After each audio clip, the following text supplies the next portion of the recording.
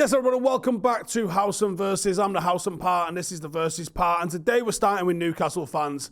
Newcastle fans, why are you trying to force a rivalry? Why are you trying to force an agenda? We already talked about it about 2 weeks ago, and we looked at how much you lot actually spent in the 90s. You lot were the moneybags United that everyone accuses Manchester United of. It did yield.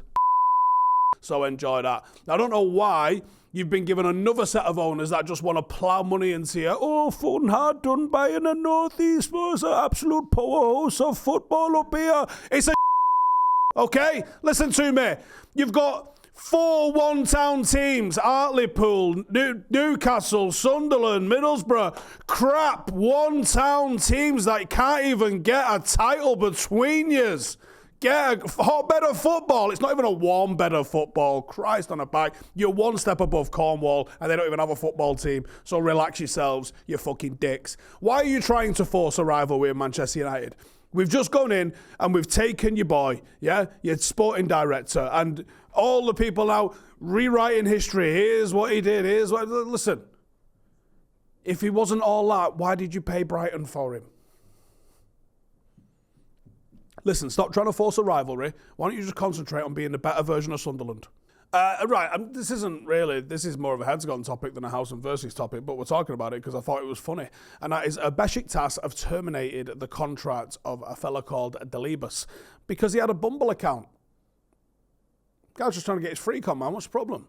You know, football managers are supposedly all about, can my lads settle down and not be going out? The guy's out here on, admittedly, what's meant to be one of the more sort of like pleasant dating apps. It's not one of the apps. He's not on freaksrus.com, is he? He's not on one of the absolute mental ones where people are doing madness. No, he's on one of the ones where these are the ones that your mum says, oh, you're going to meet a lovely lady on there. That's the game, innit? I thought that was the whole game of this thing. Anyway, so Besiktas have terminated his contract, but apparently there's more to come from this. And his old man is saying that he's going to expose the dirty laundry of the manager. And supposedly he lied about his age, saying he was 24 when he's actually 21, which is a weird thing to do. But anyway, please speculate away what the hell the dirty laundry could be, because I find that juicy. Right, Steve Nicol. I'm going to be honest with you, this is a long time coming, but because he's in American TV, I don't get to see anywhere near as much of him. So I'm going to put out a call to action, a fatwa, if you want, on Steve Nicol. Anytime he chats shit, tag me, because I want to see it. Because every time I have come across what this guy's saying, for starters, he starts every single sentence like he's just shit his pants and got the waft of smell. He's like, right? Every single sentence that he talks about Manchester United, he is just hitting the aroma of his own feces. That's what it looks like to me, at least, when I'm watching him.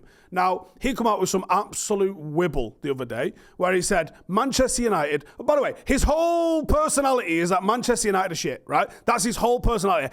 I can't even remember this guy existing, right? So, who pissed him off? Who? Who pissed him off when we played against him that 3 times, probably, right? Who pissed him off? We obviously battered him. Is he having nightmares? Did his missus leave him? What happened? Why is he so confused and angry about Manchester United? But anyway, his whole personality is that Manchester United is shit.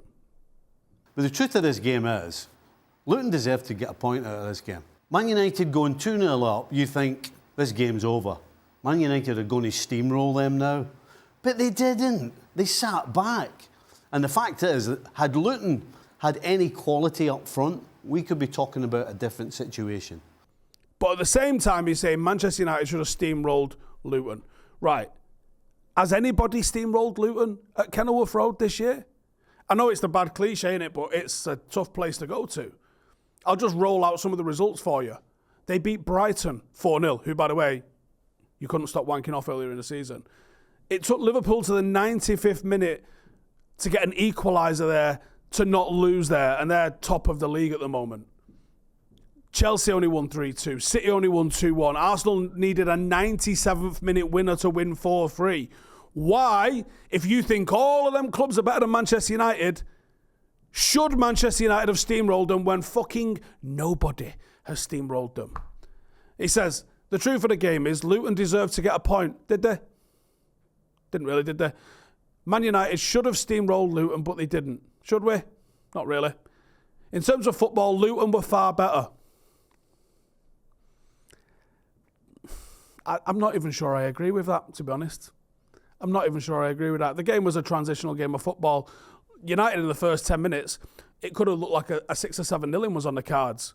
I'll give my hands down, Luton turned the corner in the game and decided that they were going to not get battered, and they started working hard. Whatever it was they did, they turned it around and they made a real game of it. But Manchester United deserved the win. Anyway, he's convinced United won't make top 4. And I'm convinced he's secretly got posters of United in his house. And finally, Simon Jordan. Yes, obviously it's Steve versus TalkSport again. He slams Jim Radcliffe for hoping for public money to build the new MUFC stadium. So he says, this is not Wembley. This is a domestic football club. This is a private enterprise owned by billionaires, profited from by billionaires, that spends 1.7 billion on players over a period of time. That is a private business that has its own responsibilities. It's got nothing to do with regenerating Manchester or using taxpayers' money or levelling up as a result of the necessity to do so. And be careful what you want when you start levelling up different parts of the country. It's preposterous. It's outrageous. It shouldn't be entertained for 1 second. Well, and it's also quite insulting to use it to hide behind levelling up. this isn't Wembley. It's a private enterprise. This has nothing to do with regenerating Manchester. It's outrageous. It shouldn't be entertained for 1 second. And it's quite insulting to hide behind levelling up.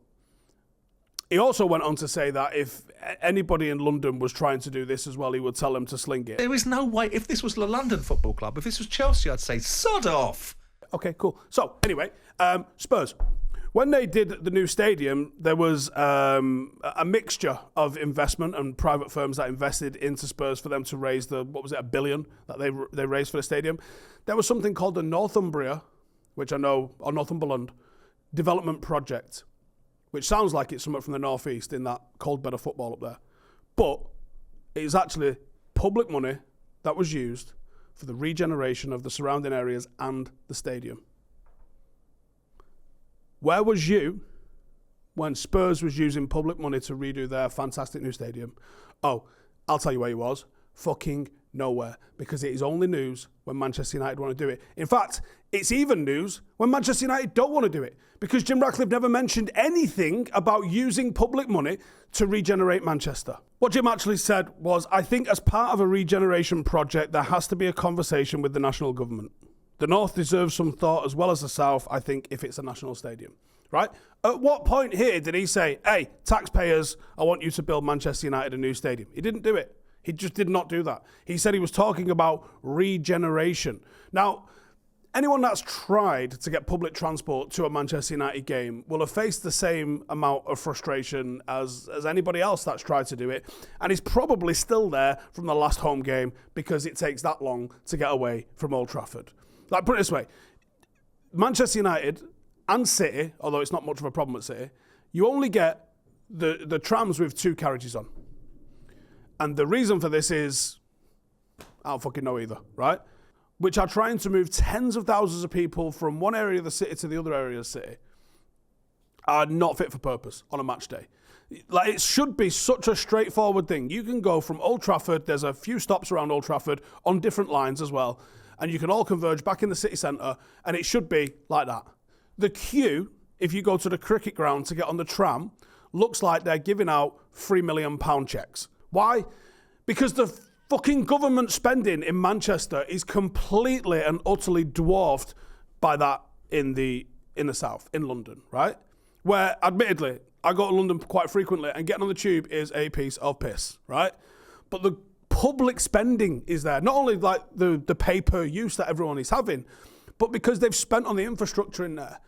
In London, they spend £2,600 per person on the infrastructure for the public transport. In Manchester, 99 quid. It's just not enough. So when Sir Jim Ratcliffe says there should be more spending on infrastructure to regenerate the area, he's not fucking kidding. Because if you do want to have a stadium that holds somewhere in the region of 100,000, like Manchester United should do, that could benefit from having a better network. The trams are a mad idea anyway, because they just sit in traffic with the fucking buses. But at least spend some money on them. At least spend some money on the infrastructure.